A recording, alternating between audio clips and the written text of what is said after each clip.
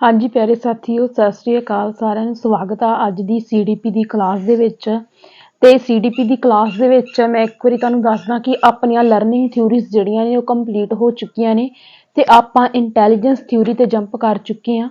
ਠੀਕ ਆ, ਇਹਦੇ ਵਿੱਚ ਅੱਜ ਆਪਾਂ single factor theory, two factor theory, ठीक है, ये सारिया थ्यूरीज जिहड़ियां अज आपां इहदे विच कवर करांगे। ठीक है, वेखो सब तो पहला फैक्टर थ्यूरीज की है, मतलब कारक तत्त सिद्धांत।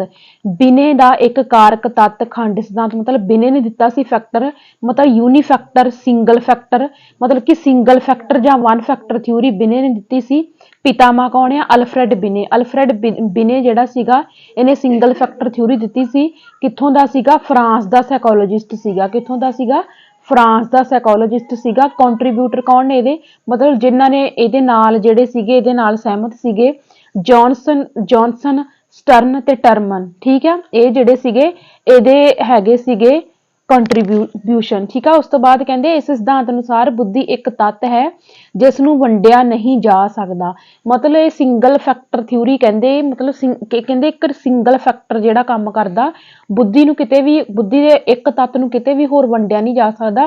कहते इस सिद्धांत के अनुसार जे एक व्यक्ति एक खास खेत्र विच निपुण है तां ओह दूजे खेत्रां विच भी निपुण हो सकदा। मतलब ये पता की सोचदे ही कि मान लो जिवें फॉर एग्जाम्पल कि कोई मतलब वधिया सिखलाई कह लो भी स्टिचिंग का काम करदा कोई वधिया, है ना, फॉर एग्जाम्पल, है ना, तो स्टिचिंग ही वधिया करूगा, वो पेंटिंग नहीं कर सकता। इहो जिहियां चीज़ां मनदे सी। उस तो बाद साडी आ जांदी है टू फैक्टर। इहनूं बाय फैक्टर थ्यूरी भी कहते हैं क्योंकि उत्थे शब्दां दा हेर फेर बहुत ज़्यादा मिलदा। ध्यान दे विच रखियो, टू फैक्टर थ्यूरी नूं बाय फैक्टर थ्यूरी भी कहते हैं। इहदा जिहड़ा फादर हैगा ही चार्लस स्पीयरमैन। स्पीयरमैन ने दित्ती टू फैक्टर थ्यूरी। ठीक है, स्पीयरमैन का क्वेश्चन सानू बहुत आउंदा हुंदा। ठीक है, इन्हें सानू जी ते एस फैक्टर दिते ही, मतलब जनरल फैक्टर ते स्पैसिफिक फैक्टर दिते सी। ठीक है, हुण देखो जनरल फैक्टर दे विच ये की कहंदा, जनरल फैक्टर दे विच ये कहंदा कि मतलब ये सधारण हुंदी। जनरल फैक्टर दे विच ये कहंदा भी सधारण योग्यता होगी। स्पैसिफिक फैक्टर दे विच एक स्पैसिफिक एबिलिटी होगी, विशेष योग्यता होगी। फिर कहंदा कि जिहड़ी जनरल एबिलिटी वो जन्मजात होगी, इनशेट होगी। ते स्पैसिफिक फैक्टर दे विच ये कहंदा कि वो अर्जित की जाऊगी, इक्वायर की जाऊगी। ठीक है, ते जनरल फैक्टर नूं ये कहंदा भी स्थिर होगी, स्टैटिक होगी। पर स्पैसिफिक फैक्टर दे विच ये कहंदा कि स्पैसिफिक फैक्टर दे विच ये परिवर्तनशील होगी, वेरीएबल होगी। फिर ये कहंदा हरेक खेतर विच सफलता दर्शाउंदा है। मतलब जनरल फैक्टर दे विच ये होगा कि जनरल फैक्टर दे विच बच्चे दे विच कई सारियां इंटैलीजेंस आ जाणगियां, मतलब हरेक खेतर दे विच। पर स्पैसिफिक फैक्टर दे विच गल आउंदी आ किसी खास खेतर विच सफलता, मतलब किसी एक पार्टिकुलर फील्ड दे विच जिहड़ी सफलता होनी वो स्पैसिफिक आ। ठीक है, ते जिहड़ी सारे खेतरां दे नाल जुड़ी आ वो होगी जनरल फैक्टर दे विच आऊगी। ठीक है, उस मार देखो वर्बल फैक्टर, वर्बल आ जांदा वा साडा, मैकेनिकल आ जांदा वा, स्पैशल यानी स्थानक आ जांदा वा, न्यूमैरिकल आ जांदा। मतलब गणित दे खेतर विच कईयां दा जिवें मैथ बड़ा वधिया हुंदा, मैकेनिकल, है ना, चीज़ां नूं बनाउण तोड़न दे विच ज़्यादा। वर्बल शब्दां दी जिहदे कोल बड़ी वधिया योग्यता हुंदी, बोलण दे विच फ्लूएंसी हुंदी जिन्हां कोल। स्थानिक योग्यता, है ना, ये सारियां चीज़ां। ठीक है, उस तो बाद देखो कहते हर खेत्र विच एक महत्वपूर्ण कारक काम करता है। जनरल फैक्टर की गल हो रही है। ਵੱਖ-ਵੱਖ किस्मां दीयां विशेष क्रियावां लई ਵੱਖ-ਵੱਖ किस्मां दे विशेष कारकां की लोड़ हुंदी है। मतलब इत्थे सिर्फ एक खेत्र दे विच काम आउंदा, पर इत्थे ਵੱਖ-ਵੱਖ खेत्रां दे विच आ जांदा जाके स्पैसिफिक फैक्टर दे विच। जनरल फैक्टर दे विच ये ਵੱਖ-ਵੱਖ मात्रा विच हुंदा है। ये एक व्यक्तियां दीयां सारियां मानसिक ते बौद्धिक गतिविधियां विच पाया जांदा। मतलब जिहड़ा जनरल फैक्टर आ कहंदे कि ये मतलब कि व्यक्तियां दीयां सारियां मानसिक क्रियावां जां उन्हां दीयां जिन्नियां भी बौद्धिक गतिविधियां वां सारियां दे विच पाया जाऊगा। पर ये कहंदे भी सिर्फ वो व्यक्तियां दे विच पाया जाऊगा जिहड़े कोई विशेष क्रियावां करदे, कोई पायलट हो गए, है ना, कोई रिपोर्टर हो गए, कुछ ऐदां करके। ठीक है, मतलब जिहड़े किसी खास फील्ड दे विच काम करदे आ। पर जिहड़ा जनरल फैक्टर आ वो सारे व्यक्तियां विच, सारियां दीयां उन्हां दे बुद्धि दे लैवल दे अकॉर्डिंग सारियां दे विच ही पाया जाऊगा। ठीक है, उस तो बाद आ जाती है साडी थ्री फैक्टर थ्यूरी। ध्यान दे विच रखना, साडी जिहड़ी हैगी सीगी सिंगल फैक्टर सीगी वो हैगी सी बिने दी। ठीक है, जिहड़ी साडी टू फैक्टर आई वो हैगी सी स्पीयरमैन दी, जिन्हों असीं बाय फैक्टर भी कहने। अगे साडी हैगी थ्री फैक्टर। 3 ਫੈਕਟਰ ਹੈਗੀ ਆ ਸਾਡਾ ਮਤਲਬ 3 ਕਾਰਕੀ ਸਿਧਾਂਤ। ਇਹਦੇ ਵਿੱਚ ਸਾਡੇ ਆ ਗਏ ਸੀ 3 ਮਤਲਬ ਜਨਰਲ ਫੈਕਟਰ ਲੈ ਲਿਆ, ਇੱਕ ਸਪੈਸੀਫਿਕ ਫੈਕਟਰ ਲੈ ਲਿਆ, ਇੱਕ ਨਾਲ ਕਿਹੜਾ ਲੈ ਲਿਆ ਗਰੁੱਪ ਫੈਕਟਰ ਲੈ ਲਿਆ। ਇਹਦੇ ਪਿਤਾਮਾ ਕੌਣ ਸੀਗੇ? ਚਾਰਲਸ ਸਪੀਅਰਮੈਨ। ਮਤਲਬ ਚਾਰਲਸ ਸਪੀਅਰਮੈਨ ਨੇ ਅੱਗੇ ਜਾ ਕੇ 3 ਫੈਕਟਰ ਥਿਊਰੀ ਵੀ ਦਿੱਤੀ, ਪਰ ਇਹਨੇ ਨਾਲ ਉਹਦੇ ਕਿਹੜੀ ਐਡ ਕਰਤੀ ਸੀ? ਗਰੁੱਪ ਫੈਕਟਰ ਥਿਊਰੀ ਕਰਤੀ ਸੀਗੀ। ਹੁਣ ਸਮੂਹ ਕਾਰਕ ਕੀ ਆ? ਕਹਿੰਦੇ ਸਮੂਹ ਕਾਰਕ ਆਪਣੇ ਆਪ ਵਿੱਚ ਸੁਤੰਤਰ ਹੋਂਦ ਨਹੀਂ ਰੱਖਦਾ, ਬਲਕਿ ਇਹ ਵੱਖਰੇ ਵੱਖਰੇ ਵਿਸ਼ੇਸ਼ ਕਾਰਕਾਂ ਤੇ ਸਧਾਰਨ ਕਾਰਕਾਂ ਨੂੰ ਮਿਲਾ ਕੇ ਆਪਣਾ ਸਮੂਹ ਬਣਾਉਂਦਾ ਹੈ। ਇਸ ਲਈ ਇਸ ਨੂੰ ਸਮੂਹ ਕਾਰਕ ਕਿਹਾ ਜਾਂਦਾ ਹੈ। ਮਤਲਬ ਜਿਹਦੇ ਵਿੱਚ ਅਲੱਗ-ਅਲੱਗ ਫੀਲਡ ਦੇ ਵਿੱਚ ਅਲੱਗ-ਅਲੱਗ ਤੱਤਾਂ ਨੂੰ ਮਿਲਾ ਕੇ ਕੋਈ ਇੱਕ ਕਾਰਜ ਕੀਤਾ ਜਾਂਦਾ। ਇੱਕ ਚੀਜ਼ ਦੇ ਵਿੱਚ ਕਹਿ ਲਓ ਵੀ ਇੱਕ ਪਕੜ ਹਾਸਲ ਕੀਤੀ ਜਾਂਦੀ, ਮਜ਼ਬੂਤੀ ਹਾਸਲ ਕੀਤੀ ਜਾਂਦੀ ਹੈ ਨਾ, ਤੇ ਇਹਦੇ ਵਿੱਚ ਮਤਲਬ ਕਿ ਸਾਰੇ ਕਾਰਕ ਕੰਮ ਕਰਦੇ, ਇਸ ਕਰਕੇ ਇਹਨੂੰ ਗਰੁੱਪ ਫੈਕਟਰ ਥਿਊਰੀ ਕਿਹਾ।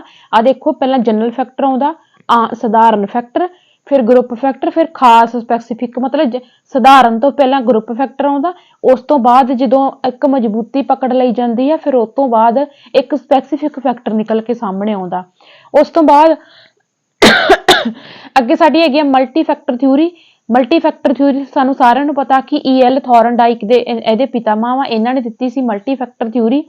ਕਹਿੰਦੇ ਬੁੱਧੀ ਕਈ ਕਾਰਕਾਂ ਦਾ ਮਿਸ਼ਰਣ ਹੈ ਜਿਸ ਵਿੱਚ ਬਹੁਤ ਸਾਰੀਆਂ ਯੋਗਤਾਵਾਂ ਸ਼ਾਮਿਲ ਹੁੰਦੀਆਂ ਹਨ।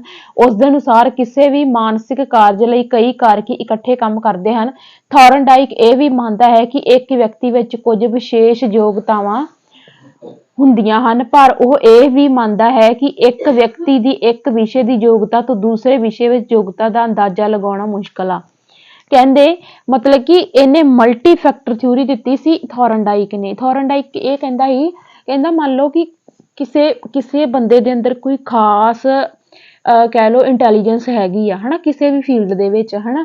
ਫੋਰ ਐਗਜ਼ਾਮਪਲ ਕਿ ਕੋਈ ਜਾਂ ਕਹਿ ਲਓ ਵੀ ਕੋਈ ਪੇਂਟਿੰਗ ਦੇ ਵਿੱਚ ਓਪੋਜ਼ਿਟ ਕਰ ਦੋ, ਕੋਈ ਬੱਚਾ ਪੇਂਟਿੰਗ ਦੇ ਵਿੱਚ ਬਹੁਤ ਜ਼ਿਆਦਾ ਵਧੀਆ ਵਾ ਹਨਾ, ਤੇ ਆਪਾਂ ਇਹ ਨਹੀਂ ਉਹਨੂੰ ਕਹਿ ਸਕਦੇ ਰੰਗ ਰੁੰਗ ਭਰਨ ਦੇ ਵਿੱਚ ਬਹੁਤ ਵਧੀਆ ਵਾ। ਹੁਣ ਆਪਾਂ ਇਹ ਨਹੀਂ ਉਹਨੂੰ ਕਹਿ ਸਕਦੇ ਵੀ ਉਹਦੀ ਡਰਾਇੰਗ ਅੱਛੀ ਆ। ਹੁਣ ਕੋਈ ਬੱਚਾ ਕਲਰ ਬੜਾ ਸੋਹਣਾ ਭਰ ਲੈਂਦਾ, ਕੋਈ ਬੱਚਾ ਪੇਂਟਿੰਗ ਬੜੀ ਸੋਹਣੀ ਕਰ ਲੈਂਦਾ ਹਨਾ, ਤੇ ਕੋਈ ਬੱਚਾ ਚਾਰਟ ਵਗੈਰਾ ਬਹੁਤ ਸੋਹਣੇ ਕਟਿੰਗ ਡਿਜ਼ਾਈਨ ਬੜੇ ਸੋਹਣੇ ਤਿਆਰ ਕਰ ਲੈਂਦਾ। ਏਦਾਂ ਕਰਕੇ ਮਤਲਬ ਥੋਰਨਡਾਈਕ ਕਹਿੰਦਾ ਕਿ ਇਹ ਅੰਦਾਜ਼ਾ ਲਗਾਉਣਾ ਮੁਸ਼ਕਲ ਆ। ਮਤਲਬ ਇਹਦਾ ਮਲਟੀ ਫੈਕਟਰ ਥਿਊਰੀ ਇਹਦਾ ਦੇਣ ਦਾ ਮਕਸਦ ਇਹ ਕਹਿੰਦਾ ਕਿ ਇੱਕ ਬੱਚੇ ਦੇ ਅੰਦਰ, ਬੰਦੇ ਦੇ ਅੰਦਰ, ਵਿਅਕਤੀ ਦੇ ਅੰਦਰ ਕਈ ਪ੍ਰਕਾਰ ਦੀ ਬੁੱਧੀ ਹੁੰਦੀ ਆ ਜਿਹਨੂੰ ਅਸੀਂ ਲੱਭ ਨਹੀਂ ਸਕਦੇ, ਜਿਹਦਾ ਅੰਦਾਜ਼ਾ ਲਗਾਉਣਾ ਵੀ ਮੁਸ਼ਕਲ ਆ। ਉਸ ਤੋਂ ਬਾਅਦ 4 ਐਟਰੀਬਿਊਟਸ ਆਫ ਇੰਟੈਲੀਜੈਂਸ, ਮਤਲਬ ਗੁਣ ਆ 4 ਮਲਟੀ ਫੈਕਟਰ ਥਿਊਰੀ ਦੇ। ਠੀਕ ਹੈ, ਲੈਵਲ ਆ, ਪੱਧਰ ਆ, ਰੇਂਜ ਆ, ਸੀਮਾ, ਏਰੀਆ ਆ, ਖੇਤਰ ਆ, ਸਪੀਡ ਆ। ਮਤਲਬ ਕਿ ਕਿਸੇ ਫੀਲਡ ਦੇ ਵਿੱਚ, ਕਿਸੇ ਵੀ ਇੱਕ ਪਾਰਟੀਕੂਲਰ ਫੀਲਡ ਦੇ ਵਿੱਚ ਉਹਦਾ ਲੈਵਲ ਕੀ ਆ ਕੰਮ ਕਰਨ ਦਾ, ਉਹਦਾ ਸੋਚਣ ਦਾ, ਸਮਝਣ ਦਾ, ਬਣਾਉਣ ਦਾ, ਕਰਨ ਦਾ, ਜੋ ਵੀ ਆ। ਰੇਂਜ ਮਤਲਬ ਉਹਦੀ ਸੀਮਾ ਕੀ ਆ, ਏਰੀਆ ਉਹਦਾ ਖੇਤਰ ਕਿੰਨਾ ਕੁ ਵਾਈਡ ਆ, ਸਪੀਡ ਉਹਦੀ ਉਸ ਫੀਲਡ ਦੇ ਵਿੱਚ ਕੰਮ ਕਰਨ ਦੀ ਸਪੀਡ ਕਿੰਨੀ ਕੁ। ਇਹ 4 ਜਿਹੜੇ ਨੇ ਗੁਣ ਨੇ। ਠੀਕ ਆ, ਉਸ ਤੋਂ ਬਾਅਦ ਸਾਡੀ ਆ ਜਾਂਦੀ ਹੈ ਗਰੁੱਪ ਫੈਕਟਰ ਥਿਊਰੀ। ਅਸਲ ਦੇ ਵਿੱਚ ਨਾ ਬਹੁਤੇ ਬੱਚੇ ਜਿਹੜੇ ਨੇ ਭੁਲੇਖਾ ਖਾਂਦੇ ਨੇ। ਜਿਹੜੀ ਸਾਡੀ 2 ਫੈਕਟਰ ਥਿਊਰੀ ਆ ਹਨਾ, ਉਹ ਹੈਗੀ ਆ ਸਾਡੀ ਸਪੀਅਰਮੈਨ ਦੀ। ਜਿਹੜੀ ਸਾਡੀ ਮਲਟੀ ਫੈਕਟਰ ਥਿਊਰੀ ਆ ਉਹ ਹੈਗੀ ਆ ਥੋਰਨਡਾਈਕ ਦੀ। ਜਿਹੜੀ ਸਾਡੀ ਗਰੁੱਪ ਫੈਕਟਰ ਥਿਊਰੀ ਆ ਇਹ ਹੈਗੀ ਆ ਥਰਸਟਨ ਦੀ। ਹੁਣ ਤੁਸੀਂ ਇੱਥੇ ਕਨਫਿਊਜ਼ ਹੋਗੇ ਵੀ ਸਪੀਅਰਮੈਨ ਨੇ ਵੀ ਗਰੁੱਪ ਫੈਕਟਰ ਥਿਊਰੀ ਦਿੱਤੀ, ਪਰ ਉਹਨੇ ਕੱਲੀ ਗਰੁੱਪ ਫੈਕਟਰ ਥਿਊਰੀ ਨਹੀਂ ਦਿੱਤੀ, ਉਹਨੇ ਜਨਰਲ ਤੇ ਸਪੈਸੀਫਿਕ ਤੇ ਗਰੁੱਪ ਫੈਕਟਰ ਤਿੰਨੋਂ ਦਿੱਤੇ। ਯਾਨੀ ਕਿ ਉਹਨੇ ਗਰੁੱਪ ਫੈਕਟਰ ਦੇ ਨਾਲ ਇੱਕ ਜਨਰਲ ਫੈਕਟਰ ਦਿੱਤਾ, ਇੱਕ ਸਪੈਸੀਫਿਕ ਫੈਕਟਰ ਦਿੱਤਾ। ਪਰ ਥਰਸਟਨ ਨੇ ਅੱਗੇ ਜਾ ਕੇ ਕੱਲਾ ਗਰੁੱਪ ਫੈਕਟਰ ਚੱਕਿਆ ਸੀ, ਕੱਲਾ ਸਮੂਹ ਕਾਰਕ ਬੁੱਧੀ ਸਿਧਾਂਤ ਪਿਤਾਮਾ ਥਰਸਟਨ ਇਹ ਸਪਸ਼ਟ ਥਰਸਟਨ ਨੇ ਇਹ ਸਪਸ਼ਟ ਕੀਤਾ ਕਿ ਬੁੱਧੀ ਕਈ ਕਿਸਮਾਂ ਦੀਆਂ ਯੋਗਤਾਵਾਂ ਦਾ ਮਿਸ਼ਰਣ ਹੈ ਜੋ ਵਿਭਿੰਨ ਸਮੂਹਾਂ ਵਿੱਚ ਪਾਈ ਜਾਂਦੀ ਹੈ। ਉਸ ਦੇ ਅਨੁਸਾਰ ਮਾਨਸਿਕ ਯੋਗਤਾਵਾਂ ਕਾਰਜਸ਼ੀਲ ਤੌਰ ਤੇ ਸੁਤੰਤਰ ਹੁੰਦੀਆਂ ਹਨ, ਫਿਰ ਵੀ ਜਦੋਂ ਉਹ ਇੱਕ ਸਮੂਹ ਵਿੱਚ ਕੰਮ ਕਰਦੇ ਹਨ ਤਾਂ ਉਹਨਾਂ ਵਿੱਚ ਆਪਸੀ ਸੰਬੰਧ ਜਾਂ ਸਮਾਨਤਾ ਹੁੰਦੀ ਹੈ। ਠੀਕ ਹੈ, ਪ੍ਰਾਇਮਰੀ ਮੈਂਟਲ ਐਬਿਲਿਟੀ ਮਤਲਬ ਕੀ ਕਹਿੰਦਾ, ਇਹ ਕਹਿੰਦਾ ਕਿ ਮਤਲਬ ਸਮੂਹ ਕਾਰਕ ਇਹਦੇ ਵਿੱਚ ਇਹ ਕਹਿੰਦਾ ਕਿ ਜਿਹੜਾ ਥਰਸਟਨ ਕਹਿੰਦਾ ਕਿ ਬੱਚੇ ਦੇ ਅੰਦਰ ਵਿਭਿੰਨ ਪ੍ਰਕਾਰ ਦੇ ਸਮੂਹਾਂ ਦੇ ਵਿੱਚ ਮਾਨਸਿਕ ਯੋਗਤਾ ਪਾਈਆਂ ਜਾਂਦੀਆਂ ਹਨਾ। ਕਹਿਣ ਦਾ ਭਾਵ ਹੈ ਵੀ ਹੁਣ ਅਸੀਂ 8 ਤੋਂ 9 ਬੱਚਿਆਂ ਨੂੰ ਇਕੱਠਾ ਕਰ ਦਈਏ ਹਨਾ, ਉਹਨਾਂ ਦੇ ਵਿੱਚ ਸਾਨੂੰ ਕੋਈ ਨਾ ਕੋਈ ਸਮਾਨਤਾ ਦਿਖੂਗੀ। 2 ਬੱਚੇ ਕਿਸੇ ਇੱਕ ਇੰਟੈਲੀਜੈਂਸ ਦੇ ਵਿੱਚ, ਮਤਲਬ ਇਹ ਵੀ ਚਲੋ ਇੰਟੈਲੀਜੈਂਸ ਤਾਂ ਅਲੱਗ-ਅਲੱਗ ਹੋ ਸਕਦੀ ਆ, ਪਰ ਉਹਨਾਂ ਦੀ ਇਕੱਠਿਆਂ ਕੰਮ ਕਰਨ ਦੀ ਜਿਹੜੀ ਸ਼ਮਤਾ ਵਾ ਉਸ ਚੀਜ਼ ਨੂੰ ਵੇਖ ਕੇ ਉਹਨਾਂ ਦੀ ਇੱਕ ਇੰਟੈਲੀਜੈਂਸ ਜਿਹੜੀ ਆ ਉਹ ਸਾਹਮਣੇ ਲਿਆਈ ਜਾ ਸਕਦੀ ਆ। ਕਿਵੇਂ? ਵੇਖੋ, ਜਿਵੇਂ ਸਾਡੇ ਕੋਲ ਪ੍ਰਾਇਮਰੀ ਮੈਂਟਲ ਐਬਿਲਿਟੀ ਆ, ਇਹਦੇ ਵਿੱਚ ਕਹਿੰਦਾ ਵੀ ਅੰਕ ਯੋਗਤਾ, ਨਿਊਮੈਰੀਕਲ ਹੋ ਗਿਆ, ਮੌਖਿਕ ਹੋ ਗਿਆ, ਹਨਾ। ਫੋਰ ਐਗਜ਼ਾਮਪਲ ਕਈ ਬੱਚਿਆਂ ਦੇ ਕੋਲ ਮਤਲਬ ਨਿਊਮੈਰੀਕਲੀ ਬਹੁਤ ਵਧੀਆ ਹੁੰਦੇ ਆ ਬੱਚੇ, ਮੈਥ ਬਹੁਤ ਵਧੀਆ ਹੁੰਦਾ, ਮੌਖਿਕ ਬੋਲਣ ਦੇ ਵਿੱਚ ਕਈ ਵਿਅਕਤੀ ਬੜੇ ਜ਼ਿਆਦਾ ਵਧੀਆ ਹੁੰਦੇ। ਸਥਾਨਿਕ ਯੋਗਤਾ, ਹਨਾ, ਮਤਲਬ ਕਿਸੇ ਇੱਕ ਜਗ੍ਹਾ ਤੇ ਗਏ ਤੇ ਅਗਲੇ ਦਿਨ ਆਪਾਂ ਨੂੰ ਭੁੱਲ ਗਿਆ ਵੀ ਆਪਾਂ ਉਹ ਫਲਾਣੀ ਜਗ੍ਹਾ ਸੀ। ਤੇ ਇੱਕ ਇਹ ਹੁਣ ਜਿੱਦਾਂ ਆਪਾਂ ਆਪਣੇ ਪਰਿਵਾਰ ਦੇ ਨਾਲ ਜਾਂ ਫਰੈਂਡ ਸਰਕਲ ਦੇ ਨਾਲ ਕਿਤੇ ਗਏ ਹੋਈਏ, ਹਨਾ, ਸੁੰਨਸਾਨ ਮਤਲਬ ਏਦਾਂ ਦੀਆਂ ਗਲੀਆਂ 'ਚ ਵੀ ਕਿੱਧਰ ਕੁੱਧਰ ਨੂੰ ਕੋਈ ਕੰਪਲੀਕੇਟਡ ਜਿਹੀ ਜਗ੍ਹਾ, ਹਨਾ, ਤੇ ਕਈਆਂ ਨੂੰ ਉਹ ਯਾਦ ਰਹਿ ਜਾਂਦੀ, ਕਈਆਂ ਨੂੰ ਅਗਲੇ ਦਿਨ ਹੀ ਭੁੱਲ ਜਾਂਦਾ ਵੀ ਕਿਹਨੂੰ ਜਾ ਕੇ ਕਿਹਨੂੰ ਗਏ ਸੀ। ਅਗਲੇ ਦਿਨ ਬੰਦਾ ਇਕੱਲਾ ਜਾਵੇ ਤਾਂ ਪਤਾ ਨਹੀਂ ਲੱਗਦਾ, ਪਰ ਕਈ ਬਹੁਤ ਜਲਦੀ ਇਹ ਚੀਜ਼ਾਂ ਕੈਚ ਕਰ ਲੈਂਦੇ ਆ। ਉਹ ਹੁੰਦੀ ਹੈ ਸਥਾਨਿਕ ਯੋਗਤਾ। ਮੈਮਰੀ ਯੋਗਤਾ, ਕਈ ਤਾਂ ਗੱਲ ਨੂੰ ਉਸੇ ਵੇਲੇ ਭੁੱਲ ਜਾਂਦੇ ਆ ਤੇ ਕਈਆਂ ਦੀ ਮੈਮਰੀ ਬਹੁਤ ਵਧੀਆ ਹੁੰਦੀ ਆ, ਚੀਜ਼ਾਂ ਨੂੰ ਲੰਮਾ ਸਮਾਂ ਯਾਦ ਰੱਖਦੇ। ਸ਼ਬਦ ਪ੍ਰਵਾਹ ਯੋਗਤਾ, ਸ਼ਬਦ ਪ੍ਰਵਾਹ ਯੋਗਤਾ ਕਿਹਨਾਂ ਵਿੱਚ ਹੋਊਗੀ? ਨੇਤਾ ਹੁੰਦੇ ਆ ਜਿਹੜੇ, ਬੁਲਾਰੇ ਹੋਣਗੇ, ਨਿਊਜ਼ ਰਿਪੋਰਟਰ ਜਿਹੜੇ ਹੁੰਦੇ ਆ, ਹਨਾ, ਖਬਰਾਂ ਦੇਣ ਵਾਲੇ, ਉਹਨਾਂ ਦੇ ਵਿੱਚ ਸ਼ਬਦ ਪ੍ਰਵਾਹ ਯੋਗਤਾ ਹੁੰਦੀ ਆ। ਪ੍ਰਤੱਖੀਕਰਨ ਯੋਗਤਾ, ਹਰ ਇੱਕ ਚੀਜ਼ ਨੂੰ ਬੜਾ ਈਜ਼ੀ ਵੇ ਦੇ ਨਾਲ ਅਗਲੇ ਦੇ ਸਾਹਮਣੇ ਰੱਖ ਦੇਣਾ। ਤਰਕ ਯੋਗਤਾ, ਹਨਾ, ਮਤਲਬ ਕ੍ਰਿਟਿਸਿਜ਼ਮ ਕਰਨ ਦੀ ਯੋਗਤਾ ਕਈਆਂ ਦੇ ਵਿੱਚ ਬਹੁਤ ਸੋਹਣੀ ਹੁੰਦੀ ਆ। ਇਹ ਸਾਰੀਆਂ ਚੀਜ਼ਾਂ ਕੌਣ ਕਹਿ ਰਿਹਾ? ਥਰਸਟਨ ਕਹਿ ਰਿਹਾ। ਠੀਕ ਹੈ, ਅੱਗੇ ਸੇਮ ਹੀ ਆ ਜਾਂਦੀ ਆ ਵਰਬਲ ਕੰਪਰੀਹੈਂਸ਼ਨ, ਮਤਲਬ ਕਈਆਂ ਦੇ ਕੋਲ ਬਹੁਤ ਸੋਹਣੇ ਸ਼ਬਦ ਹੁੰਦੇ ਆ ਆਪਣੀਆਂ ਗੱਲਾਂ ਨੂੰ ਐਕਸਪ੍ਰੈਸ਼ਨ ਕਰਨ ਦੇ, ਹਨਾ। ਸਪੈਚੁਅਲ ਰਿਲੇਸ਼ਨਸ, ਉਹੀ ਸਥਾਨਕ ਬੁੱਧੀ ਆ ਗਈ। ਵਰਬਲ ਫਲੂਐਂਸੀ, ਮਤਲਬ ਕਿ ਸ਼ਬਦਾਂ ਨੂੰ ਬੋਲਣ ਦੀ ਬਹੁਤ ਸੋਹਣੀ ਯੋਗਤਾ ਹੁੰਦੀ। ਵਰਬਲ ਫਲੂਐਂਸੀ ਦੇ ਵਿੱਚ ਉਹੀ ਸਾਡੇ ਨਿਊਜ਼ ਰਿਪੋਰਟਰ ਆ ਜਾਂਦੇ ਆ, ਖਬਰਾਂ ਦੇਣ ਵਾਲੇ, ਚੰਗੇ ਬੁਲਾਰੇ ਆ ਗਏ, ਹਨਾ। ਤੇ ਇਹ ਸਾਡੀਆਂ ਪ੍ਰਾਇਮਰੀ ਮੈਂਟਲ ਐਬਿਲਿਟੀ ਨੇ, ਇਸ ਚੀਜ਼ ਨੂੰ ਵੀ ਧਿਆਨ ਦੇ ਵਿੱਚ ਰੱਖਿਓ। ਪਰਸੈਪਸ਼ਨਲ ਸਪੀਡ, ਉਹੀ ਪ੍ਰਤੱਖੀਕਰਨ, ਹਨਾ। ਮੈਮਰੀ ਆ ਗਈ, ਨੂਮੈਰੀਕਲ ਆ ਗਿਆ, ਇੰਡਕਟਿਵ ਰੀਜ਼ਨਿੰਗ ਆ ਗਿਆ, ਇਹ ਸਾਰਾ ਕੁਛ। ਠੀਕ ਆ, ਉਸ ਤੋਂ ਬਾਅਦ ਦੇਖੋ ਜਿਵੇਂ ਡਰਾਇੰਗ ਕਰਨਾ, ਕੋਈ ਬਿਲਡਿੰਗ ਤਿਆਰ ਕਰਨ ਵਾਲਾ, ਕੋਈ ਡਿਜ਼ਾਈਨ ਤਿਆਰ ਕਰਨਾ, ਕੋਈ ਮੇਜਸ, ਕੋਈ ਪਜ਼ਲਸ ਬਾਕਸ ਤਿਆਰ ਕਰਨ ਵਾਲਾ। ਠੀਕ ਹੈ, ਵੇਖੋ ਵੀ ਉਹਨਾਂ ਦੀ ਕਿੱਦਾਂ ਦੀ ਇੰਟੈਲੀਜੈਂਸ ਹੋਊਗੀ। ਠੀਕ ਹੈ, ਇਹ ਸਾਰੀਆਂ ਚੀਜ਼ਾਂ ਕਿਹਦੇ ਵਿੱਚ ਆਉਣਗੀਆਂ? ਪ੍ਰਾਇਮਰੀ ਮੈਂਟਲ ਐਬਿਲਿਟੀ ਦੇ ਵਿੱਚ ਆਉਣਗੀਆਂ। ਠੀਕ ਆ, ਉਸ ਤੋਂ ਬਾਅਦ ਰੀਜ਼ਨਿੰਗ ਤੇ ਆ ਜਾਓ। ਰੀਜ਼ਨਿੰਗ ਦੇ ਵਿੱਚ ਸਾਡਾ ਇੰਡਕਟਿਵ ਰੀਜ਼ਨਿੰਗ ਆ, RI ਇਹਨੂੰ ਵੀ ਬੋਲ ਦਿੰਦੇ ਅਸੀਂ। ਡਿਡਕਟਿਵ ਰੀਜ਼ਨਿੰਗ RD ਬੋਲ ਦਿੰਦੇ ਆ। ਪ੍ਰੋਬਲਮ ਸੋਲਵਿੰਗ ਐਬਿਲਿਟੀ, ਇਹਨੂੰ ਮੈਂ ਤੁਹਾਨੂੰ ਬਰੀਕੀ ਦੇ ਨਾਲ ਸਮਝਾਉਣੀ ਆ। ਆਹ ਪਿਕਚਰ ਦੇਖੋ। ਇੰਡਕਟਿਵ ਰਿਸਰਚ ਦੇ ਵਿੱਚ ਕੀ ਹੋਊਗਾ? ਪਹਿਲਾਂ ਆਬਜ਼ਰਵੇਸ਼ਨ ਹੁੰਦੀ ਆ, ਫਿਰ ਪੈਟਰਨ ਦਿੱਤਾ ਜਾਂਦਾ, ਫਿਰ ਟੈਂਟੇਟਿਵ ਹਾਈਪੋਥੀਸਿਸ। ਹਾਈਪੋਥੀਸਿਸ ਹੁੰਦਾ ਵਾ ਮਤਲਬ ਕਿਸੇ ਚੀਜ਼ ਦੀ ਕਲਪਨਾ ਕਰਨੀ, ਪਰ ਕਲਪਨਾ ਵੀ ਕਹਿ ਦਿੰਦੇ। ਉਸ ਤੋਂ ਬਾਅਦ ਥਿਊਰੀ, ਮਤਲਬ ਪਹਿਲਾਂ ਆਬਜ਼ਰਵੇਸ਼ਨ ਹੋਊਗੀ, ਫਿਰ ਪੈਟਰਨ ਦਿੱਤਾ ਜਾਊਗਾ, ਫਿਰ ਇੱਕ ਕਲਪਨਾ ਕੀਤੀ ਜਾਊਗੀ, ਫਿਰ ਥਿਊਰੀ ਦਿੱਤੀ ਜਾਊਗੀ। ਮਤਲਬ inductive research begin with the research question and collection of empirical data which are used to generate hypothesis and theory। ਮਤਲਬ ਕਿ ਚੀਜ਼ਾਂ ਨੂੰ ਐਕਸਪ੍ਰੈਸ਼ਨ, ਮਤਲਬ ਪਹਿਲਾਂ ਆਬਜ਼ਰਵ ਕਰਾਂਗੇ, ਫਿਰ ਉਸ ਚੀਜ਼ ਦਾ ਇੱਕ ਪੈਟਰਨ ਤਿਆਰ ਕਰਕੇ ਉਹਦੀ ਇੱਕ ਇਮੈਜੀਨੇਸ਼ਨ ਕਰਾਂਗੇ, ਉਹਦੀ ਹਾਈਪੋਥੀਸਿਸ ਦੇਵਾਂਗੇ, ਉਸ ਤੋਂ ਬਾਅਦ ਉਹਦੀ ਆਪਾਂ ਥਿਊਰੀ ਲੈ ਕੇ ਆਵਾਂਗੇ। ਇਹ ਹੈਗਾ ਵਾ ਇੰਡਕਟਿਵ ਰਿਸਰਚ। ਡਿਡਕਟਿਵ ਰਿਸਰਚ ਦੇ ਵਿੱਚ ਬਿਲਕੁਲ ਉਲਟਾ ਹੋ ਜਾਊਗਾ। ਪਹਿਲਾਂ ਇਹਦੇ ਵਿੱਚ ਸਾਡੀ ਆ ਜਾਊਗੀ ਥਿਊਰੀ, ਫਿਰ ਹਾਈਪੋਥੀਸਿਸ, ਫਿਰ ਆਬਜ਼ਰਵੇਸ਼ਨ, ਫਿਰ ਕਨਫਰਮੇਸ਼ਨ। ਠੀਕ ਹੈ, ਮਤਲਬ ਬਿਲਕੁਲ ਉਲਟਾ ਕਰ ਦੇਣਾ ਵਾ, ਸਭ ਪੈਟਰਨ ਉਹੀ ਰਹਿਣਾ ਵਾ, ਉਲਟਾ ਕਰ ਦੇਣਾ। ਇੱਥੇ ਡਿਡਕਟਿਵ ਦੇ ਵਿੱਚ ਸਾਡੀ ਥਿਊਰੀ ਪਹਿਲਾਂ ਆ ਜਾਣੀ ਆ। ਦੇਖੋ ਇੱਥੇ, ਡਿਡਕਟਿਵ research approaches usually begin with the theory driven hypothesis which guide data collection and analysis। ਮਤਲਬ ਐਨਾਲਿਸਿਸ ਅਸੀਂ ਬਾਅਦ ਦੇ ਵਿੱਚ ਕਰਾਂਗੇ, ਪਹਿਲਾਂ ਅਸੀਂ ਇਮੈਜੀਨੇਸ਼ਨ ਕਰ ਲਾਂਗੇ, ਆਬਜ਼ਰਵ ਅਸੀਂ ਬਾਅਦ ਵਿੱਚ ਜਾ ਕੇ ਕਰਾਂਗੇ। ਠੀਕ ਹੈ, ਕਨਫਰਮੇਸ਼ਨ ਵੀ ਬਾਅਦ ਵਿੱਚ ਜਾ ਕੇ ਦੇਵਾਂਗੇ। ਕਲੀਅਰ ਨਾ? ਉਸ ਤੋਂ ਬਾਅਦ ਸਾਡੀ ਆ ਗਈ ਅੱਗੇ ਜਿਹੜੀ ਸਾਡੀ ਪ੍ਰੋਬਲਮ ਸੋਲਵਿੰਗ ਐਬਿਲਿਟੀ ਸੀ। ਪਹਿਲਾਂ ਪ੍ਰੋਬਲਮ ਆਉਂਦੀ ਹੈ, ਕੋਈ ਵੀ ਮੁਸ਼ਕਲ ਆਊਗੀ, ਉਹਦਾ ਅਸੀਂ ਸੋਲੂਸ਼ਨ ਕੱਢਣ ਦੀ ਕੋਸ਼ਿਸ਼ ਕਰਦੇ ਹਾਂ। ਜਦੋਂ ਸੋਲੂਸ਼ਨ ਨਿਕਲ ਜਾਂਦਾ ਤੇ ਅਸੀਂ ਸਕਸੈਸ ਹੋ ਜਾਂਦੇ ਹਾਂ। ਕਲੀਅਰ? ਉਸ ਤੋਂ ਬਾਅਦ ਦੇਖੋ, ਕੈਲੇ ਇਜ਼ ਥਿਊਰੀ ਇੰਟੈਲੀਜੈਂਸ। ਕੁਝ ਇੰਪੋਰਟੈਂਟ ਹੋ ਰਿਹਾ, ਮਤਲਬ ਅਲੱਗ-ਅਲੱਗ ਇਹਨਾਂ ਨੇ ਇੰਟੈਲੀਜੈਂਸ ਦੇ ਬਾਰੇ ਆਪਣੀਆਂ ਦੱਸੇ ਆ। ਵੈਸੇ ਇਹ ਜ਼ਿਆਦਾ ਇੰਪੋਰਟੈਂਟ ਨਹੀਂ ਹੈਗੇ, ਪਰ ਕਈ ਵਾਰੀ ਜਿਹੜੇ ਆ ਇਹ ਸਾਡੀ ਆਉਂਦੇ ਆ, ਹਨਾ। ਕੈਲੇ ਦਾ ਵੈਸੇ ਜ਼ਿਆਦਾ ਇੰਪੋਰਟੈਂਟ ਨਹੀਂ ਹੈਗਾ, ਪਰ ਤੁਸੀਂ ਯਾਦ ਰੱਖ ਲਿਓ। ਕੈਲੇ ਨੇ ਜਿਹੜੀ ਇੰਟੈਲੀਜੈਂਸ ਥਿਊਰੀ ਦਿੱਤੀ ਸੀ, ਇਹਨੇ 5 ਤਰ੍ਹਾਂ ਦੀ ਦਿੱਤੀ ਸੀ। ਇੱਕ ਅੰਕ ਯੋਗਤਾ, ਇੱਕ ਸਥਾਨਿਕ ਯੋਗਤਾ, ਯਾਦ ਰੱਖਣ ਦੀ ਯੋਗਤਾ, ਤਜਰਬਾ ਲੈਣ ਦੀ ਯੋਗਤਾ ਤੇ ਸਮਝਣ ਦੀ ਯੋਗਤਾ। ਨੂਮੈਰੀਕਲ, ਸਪੈਚੁਅਲ, ਠੀਕ ਹੈ, ਲਰਨਿੰਗ ਵਾਲੀ ਹੋ ਗਈ, ਠੀਕ ਆ, ਚੀਜ਼ਾਂ ਨੂੰ ਯਾਦ ਰੱਖਣ ਦੀ, ਅੰਡਰਸਟੈਂਡਿੰਗ ਵਾਲੀ ਹੋ ਗਈ। ਇਹ 5 ਜਿਹੜੇ ਆ ਇਹਨੇ ਦਿੱਤੇ ਸੀ। ਉਸ ਤੋਂ ਬਾਅਦ SOI ਮਾਡਲ ਬਹੁਤ ਜ਼ਿਆਦਾ ਇੰਪੋਰਟੈਂਟ ਆ, ਬਹੁਤ ਜ਼ਿਆਦਾ ਇਹ ਇੰਪੋਰਟੈਂਟ ਆ, ਇਹਨੂੰ ਯਾਦ ਰੱਖ ਲਿਓ। SI मॉडल ऑफ इंटैलीजेंस मतलब ਇਹਦੀ फुल फॉर्म हैगी की आ 3 डायमेंशनल मॉडल ऑफ इंटैलीजेंस मतलब स्ट्रक्चर ऑफ इंटलैक्ट ਇਹਦੀ फुल फॉर्म आ बुद्धि ਦਾ ਤਿਕੋਣਾ बुद्धिवादी मॉडल जिन्हें किहदे कौन ਇਹਦੇ पितामह गिलफोर्ड जे पूछा जाए भी SOI मॉडल किहने दिता इंटैलीजेंस का गिलफोर्ड ने दिता बस ये जिहड़ी चीज़ ਇਹਦੇ ਲਈ बहुत ज़्यादा इंपॉर्टेंट आ गिलफोर्ड ਅਤੇ ਉਸਦੇ ਸਹਿਯੋਗੀ ਨੇ ਬੁੱਧੀ ਕਾਰਕਾਂ ਨੂੰ 3 ਸ਼੍ਰੇਣੀਆਂ ਵਿੱਚ ਵੰਡਿਆ ਭਾਵ ਮਾਨਸਿਕ ਯੋਗਤਾਵਾਂ ਨੂੰ 3 ਪਹਿਲੂਆਂ ਵਿੱਚ ਵੰਡਿਆ मतलब गिलफोर्ड ने की किया ਜਿਹੜੀ ਸਾਡੀ ਮਾਨਸਿਕ ਯੋਗਤਾ ਵਾ ਇਹਨੇ ਉਹਨੂੰ 3 ਸ਼੍ਰੇਣੀਆਂ ਦੇ ਵਿੱਚ ਵੰਡਿਆ ਕਹਿੰਦਾ ਪਹਿਲਾ ਆਪਰੇਸ਼ਨ ਪਹਿਲਾਂ ਅਸੀਂ ਕਿਰਿਆ ਕਰਦੇ ਹਾਂ ਕਿਰਿਆ ਕਰਕੇ ਕੰਟੈਂਟ ਇੱਕ ਸਮੱਗਰੀ ਤਿਆਰ ਹੁੰਦੀ ਆ ਪ੍ਰੋਡਕਟ ਫਿਰ ਉਹਨੂੰ ਇੱਕ ਪ੍ਰੋਡਿਊਸ ਕੀਤਾ ਜਾਂਦਾ ਵਾ ਪ੍ਰੋਡਕਟ ਕੀਤਾ ਜਾਂਦਾ ਵਾ ठीक है इस चीज ਨੂੰ ਧਿਆਨ ਦੇ ਵਿੱਚ ਰੱਖਿਓ ठीक है ਆਪਰੇਸ਼ਨ मतलब ਕਿਰਿਆ ਕਰ ਕੀਤੀ ਜਾਂਦੀ ਕੰਟੈਂਟ ਲਿਆਂਦਾ ਜਾਂਦਾ ਤੇ ਪ੍ਰੋਡਕਟ ਤਿਆਰ ਕੀਤਾ ਜਾਂਦਾ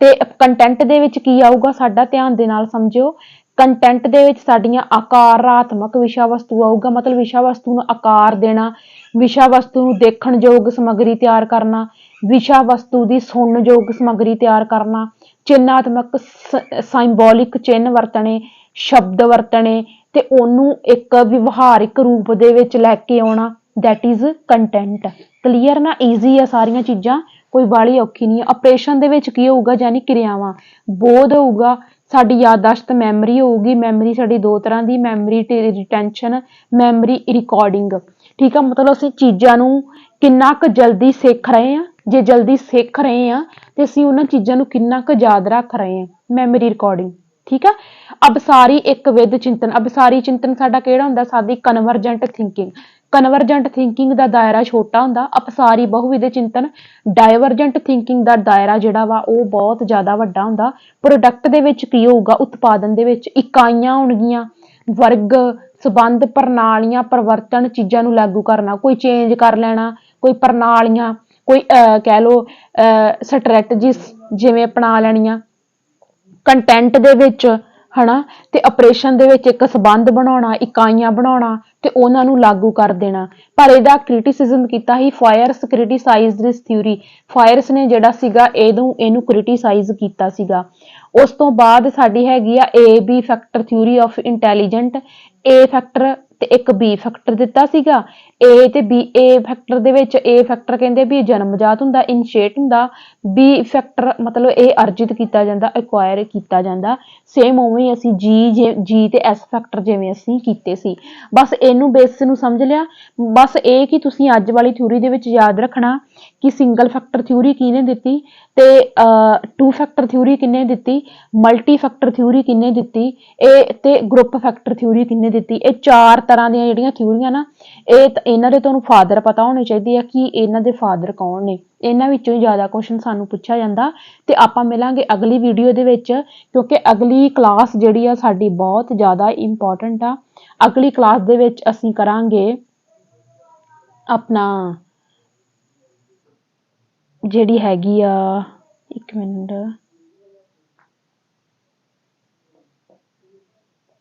हाँ अपनी मतलब मल्टी फैक्टर थ्योरी अगली वीडियो दे विच आपां करांगे हाँ हावर्ड गार्डनर दी थ्योरी करांगे ठीक है मैं नाम भुल गई हावर्ड गार्डनर दी थ्योरी नैक्सट वीडियो दे विच आपां करनी आ जेकर क्लास लगी वधिया ਤਾਂ ਤੁਸੀਂ ਕਲਾਸ ਨੂੰ ਸ਼ੇਅਰ ਕਰ ਦਿਓ ਤੇ ਇਹਦੀ PDF ਤੁਹਾਨੂੰ ਮਿਲੇਗੀ ਟੈਲੀਗ੍ਰਾਮ ਚੈਨਲ ਤੇ ਜਿਨ੍ਹਾਂ ਬੱਚਿਆਂ ਨੇ ਟੈਲੀਗ੍ਰਾਮ ਜੁਆਇਨ ਨਹੀਂ ਕੀਤਾ ਵੀਡੀਓ ਦੇ ਡਿਸਕ੍ਰਿਪਸ਼ਨ ਦੇ ਵਿੱਚ ਜਾ ਕੇ ਉੱਥੇ ਲਿੰਕ ਪਿਆ ਵਾ ਲਿੰਕ ਤੇ ਕਲਿੱਕ ਕਰਕੇ ਤੁਸੀਂ ਮੇਰੇ ਟੈਲੀਗ੍ਰਾਮ ਚੈਨਲ ਤੇ ਜੁਆਇਨ ਹੋ ਜਾਓਗੇ ਤੇ ਟੈਲੀਗ੍ਰਾਮ ਚੈਨਲ ਜਰੂਰ ਜੁਆਇਨ ਕਰਨਾ ਵਾ ਕਿਉਂਕਿ ਇਹਦੀਆਂ PDF ਜਿਹੜੀਆਂ ਵਾ ਤੁਹਾਨੂੰ ਟੈਲੀਗ੍ਰਾਮ ਚੈਨਲ ਤੇ ਪ੍ਰੋਵਾਈਡ ਕੀਤੀਆਂ ਜਾਂਦੀਆਂ ਵਿਦਆਊਟ ਐਨੀ ਫੀਸ ठीक है सो सारिਆਂ ਨੂੰ ਇਹ ਕਲਾਸਾਂ ਜਿਹੜੀਆਂ ਜਰੂਰ ਸ਼ੇਅਰ ਕਰ ਦਿਓ ਚੈਨਲ ਸ਼ੇਅਰ ਕਰ ਦਿਆ ਕਰੋ ਕਿਉਂਕਿ ਸਾਰੀ ਥਿਊਰੀਜ਼ ਜਿਹੜੀ ਕਰਵਾਈ ਜਾ ਰਹੀ ਆ ਪੀਐਸਟੈਟ ਦੇ ਪੇਪਰ ਦੇ ਨਾਲ ਸੰਬੰਧਿਤ ਠੀਕ ਆ ਸਤਿ ਸ਼੍ਰੀ ਅਕਾਲ ਸਾਰਿਆਂ ਨੂੰ